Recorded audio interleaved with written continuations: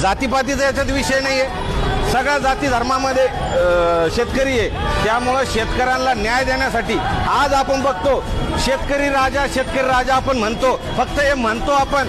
शेतकरी राजाच्या पोराला पोरी भेटत नाही, काहून तर शेतकऱ्याचं पोरग आहे।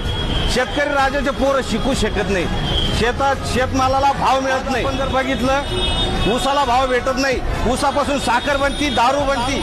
सरकारने पैसे वाढवले, प्रत्येक क्वार्टर मागे 70 रुपये 100 रुपये क्वार्टर मागे वाढवले।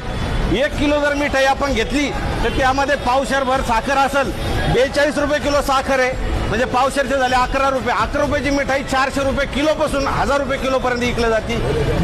दुधाला भाव नाही, दुधापासून पनीर वगैरे हे बनवलं जातं, त्याला भाव आहे, पण शेतकऱ्याला भाव नाही। करायचं काय? आत्महत्या, लाखो शेतकरी हे नैराश्यात गेलेले, हजारो शेतकऱ्यांच्या आत्महत्या होत आहे, त्याला कोणीच वाली नाही।